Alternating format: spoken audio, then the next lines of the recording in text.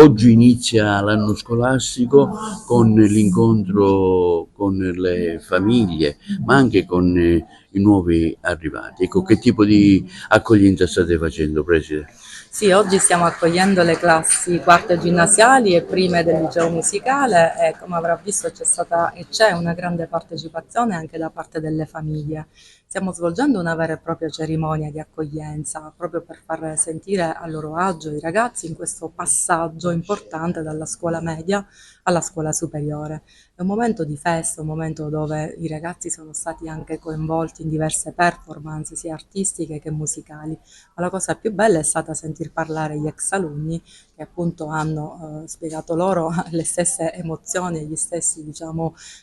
come dire, le stesse aspettative di cui anche loro sono stati connotati quando hanno varcato per la prima volta questo cancello, certamente rassicurandoli perché la scuola superiore con i suoi cambiamenti porta però anche tante novità che possono essere molto belle. Il consiglio che diamo ai nuovi studenti è di frequentare la scuola con entusiasmo e sempre col sorriso, perché la scuola chiaramente è come una grande famiglia, una comunità pronta ad accoglierli e a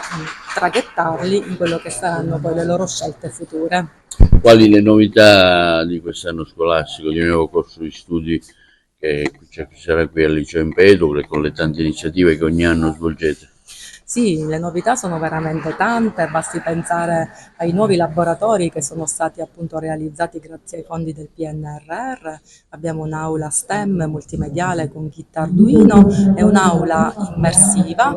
connotata appunto da visori per sperimentare la realtà virtuale. Questo perché il liceo classico naturalmente vuole anche introdurre all'interno del proprio curriculum, anzi implementare le nuove tecnologie, ma senza mai dimenticare la tradizione umanistica di cui è chiaramente un caposaldo. E noi pensiamo anche che le nuove tecnologie, se ben utilizzate, possono essere utili per i nostri studenti, ma mai sostituire il rapporto umano e la relazione che sono fondamentali nel rapporto educativo.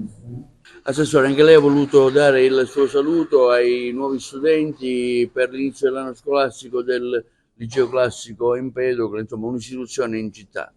Assolutamente sì, come dicevo poc'anzi, ho avuto l'onore e il piacere di partecipare sia alla fase conclusiva dello scorso anno scolastico che l'avvio di questo anno scolastico, che sarà un anno importante per tutte le scuole del Comune di Agrigento, sarà l'anno di transizione, di avvio dell'anno di Capitale della Cultura e sono sicuro che il liceo classico con le sue eccellenze, sia il liceo classico tradizionale che il liceo musicale, saranno dei partner importanti ai quali poter fare affidamento per portare avanti delle iniziative di qualità che sicuramente riusciranno a elevare al posto che merita la città di Agrigento in qualità di capitale della cultura.